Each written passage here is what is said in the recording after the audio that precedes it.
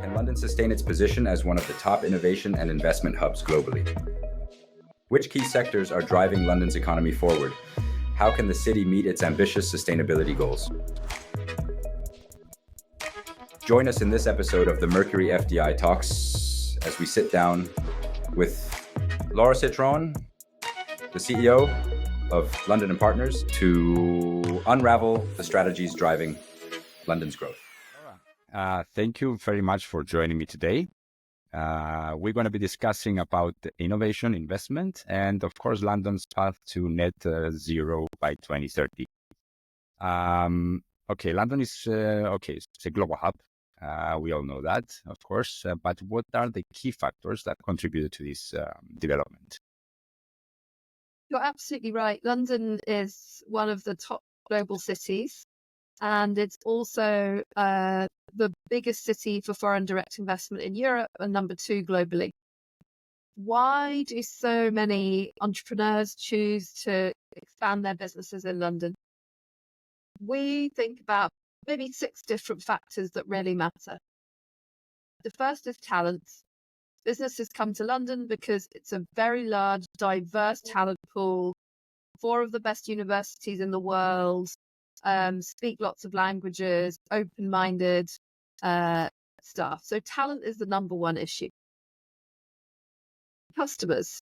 If you're a B2B business, London is home to one of the biggest clusters of headquarters, decision makers, buyers in the world. And if you're a B2C business, it's 10 million early adopter, digital forward consumers. So the customer is there. Capital. Businesses from some parts of the world come to London to raise. So that's particularly the case for European businesses. It's obviously one of the top financial markets in the world, really deep pools of capital, very, very active venture capital scene. Regulation and policy is very favourable to innovation, stable, predictable, there's rule of law. The connectivity is great, English language, great transport connections to the world, easy time zone, you can work with Asia, you can work with the US. Indeed. It's a wonderful lifestyle. So people come because you can have a good life. It's open and diverse and tolerant and welcoming, and people feel that they can belong. And that's a very important and sometimes overlooked factor. And it's a very supportive ecosystem for innovators. So we have hundreds of incubators, accelerators, support programs. There's lots and lots of support for innovators in London. And so that's another reason why we find they like to come to the city. Was it affected by, of course, we had a few big developments lately. They start from Brexit, they go to COVID, they go to the geopolitical situations all over the world. So how this affected London ultimately? Of course, London is a open, globally trading city. So what happens in the global economy and global politics always affects us. Brexit was principally an effect on the regulated industries, and actually the impact overall has probably been a lot less than people predicted before Brexit. So what we've seen largely is that entrepreneurs they solve problems for a living, mostly just found a way to leave their talent in London and set up operational bases in the EU if they needed to do that for regulatory reasons. There are some regulated sectors where it's trickier, and for those who are importing goods, like physical goods, the border is a bigger issue. But most business in London is services rather than goods.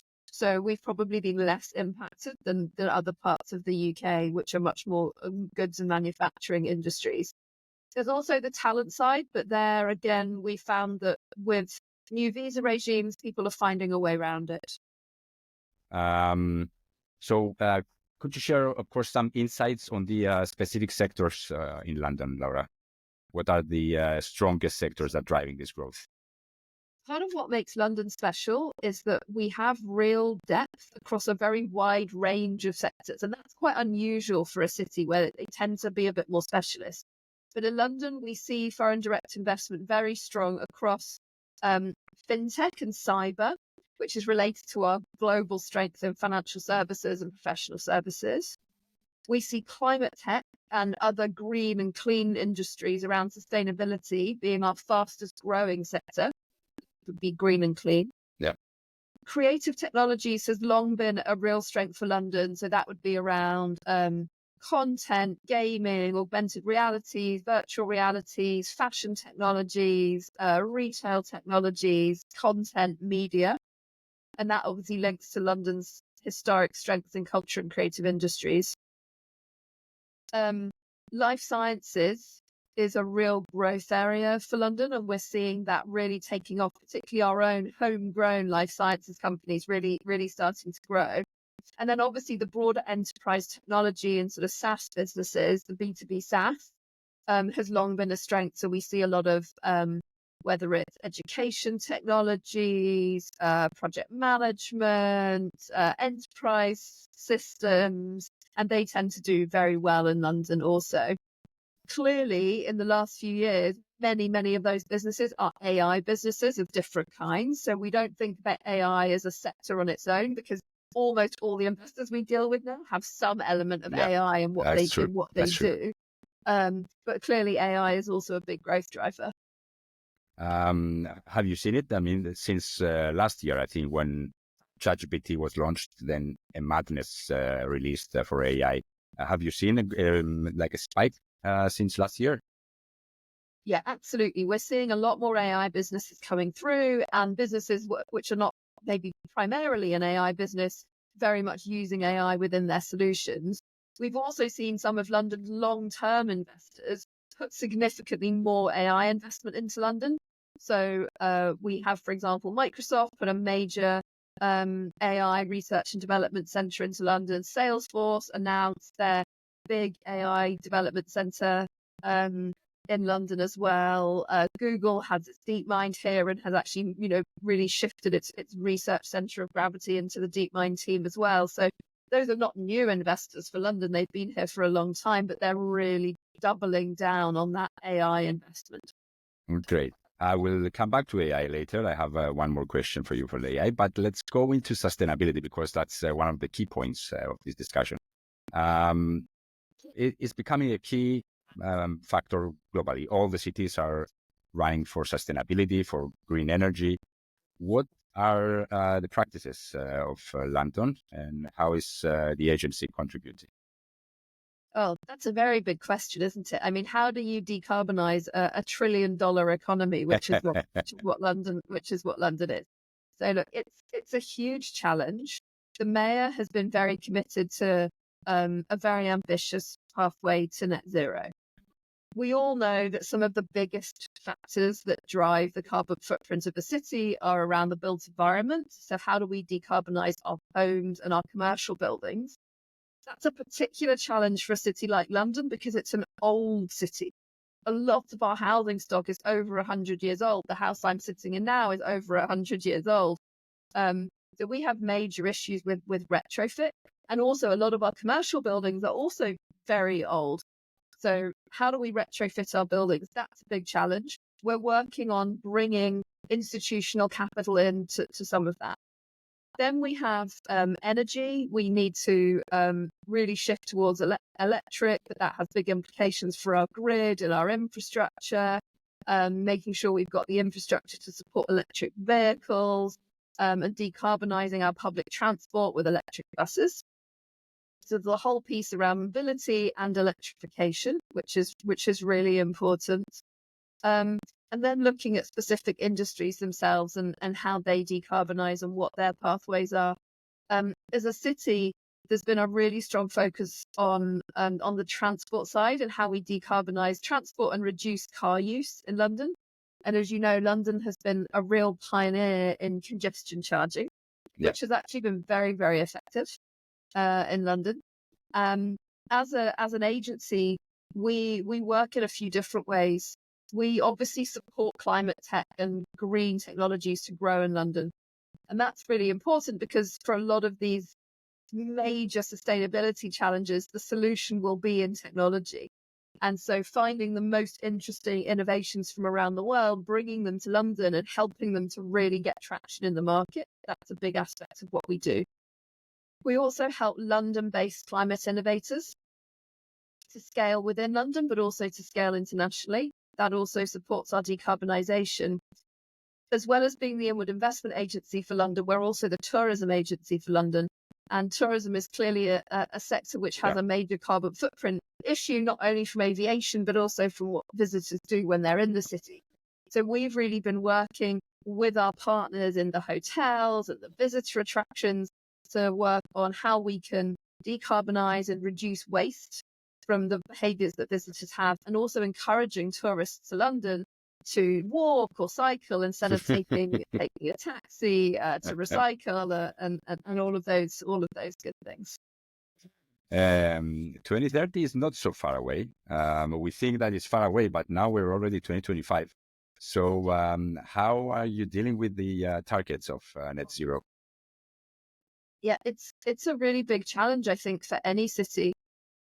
We've been ambitious in London in setting a really tough challenge.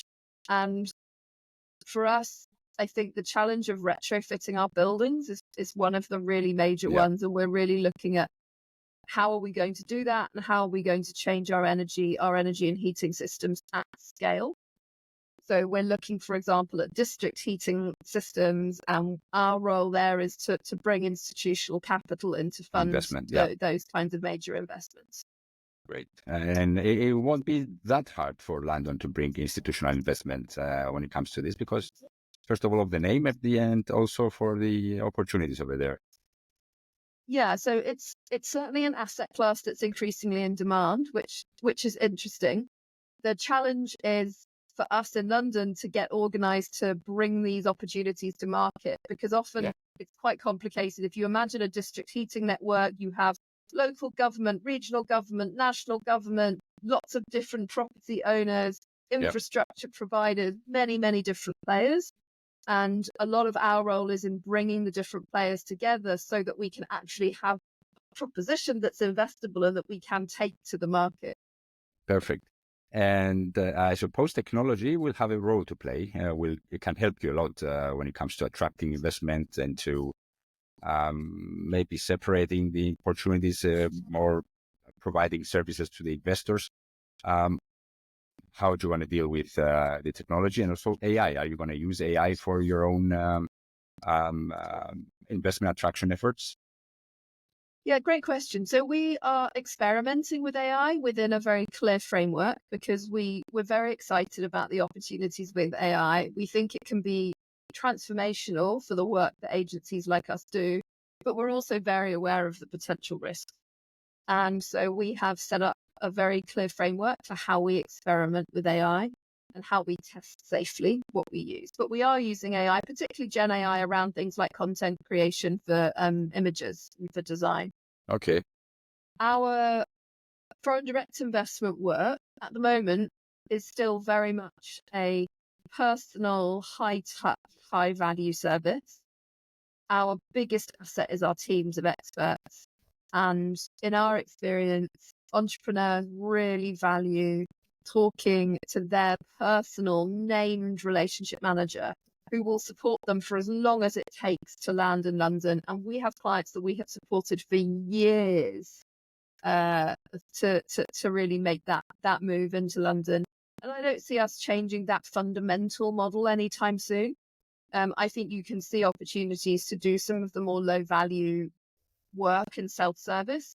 But if you're an entrepreneur, expanding into London or expanding anywhere internationally is a really risky thing to do. You want to know that the city has your back. You want to know that there's a human being who has skin in the game with you and who cares.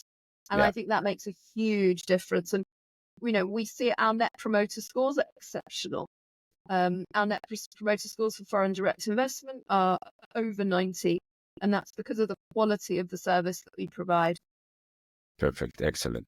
And what are some events, Laura? Can you give us what events do you have in mind for 2024 and also for next year? It's already 2025. And initiatives that are you planning to launch? Well, got lots of exciting. There's always something happening in London. That's the great thing about London. There's always something. But some of the ones I'm really excited about. So coming up very soon in November, we will have London Life Sciences Week. life sciences is a real growth area for the city. And what's been great is that in the last year, the life sciences players in London have really come together as a team. So the universities, the National Health Service, the policymakers, the investors, really coming together with a single story. And so we've decided to have this London Life Sciences Week, which we're anchoring around the Jefferies Investment Bank conference, because a lot of the big investors are in town anyway. So that'll be great, a real festival of life sciences and lots to get involved in. Then also in November, we have our annual Grow Summit. This is our big event for the scale-up community in London, because as well as working with international scale-ups expanding into London, we also run the biggest scale-up accelerator in the UK. We support hundreds of UK-based scale-ups every year. So we get everyone together once a year to really look at what's happening at the frontier of innovation, what are the challenges for entrepreneurs, and bringing that community together to support each other. So that's always a great one, and I'm very excited about that.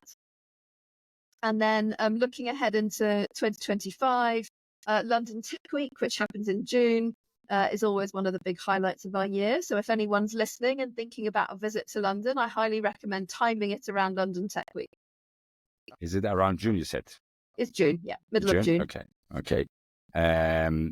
So anything, do you plan anything also for foreign direct investment for as an investment summit in London, or there's no such plan?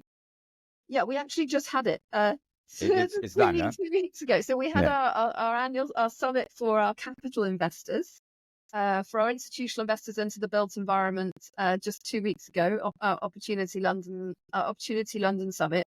For foreign direct investors, really London Tech Week is our big moment in the year. We'll be hosting delegations from countries and cities and regions all over the world. Our teams will be curating special programs by market and by sector, and really helping all of those businesses that come to London in Tech Week to make the most of it, because it's a huge event. There's thousands of people there, and we want our international guests to feel really welcome, to feel that their time is used as well as possible. They're not just wandering around between different events, but it's very purposeful and they get real value from it. So that's a big focus for us, is supporting our investors through London Tech Week. Perfect. Of course, I asked because we have a lot of people in our audience that are from the institutional side, so it will be good to they'll be good to know this information.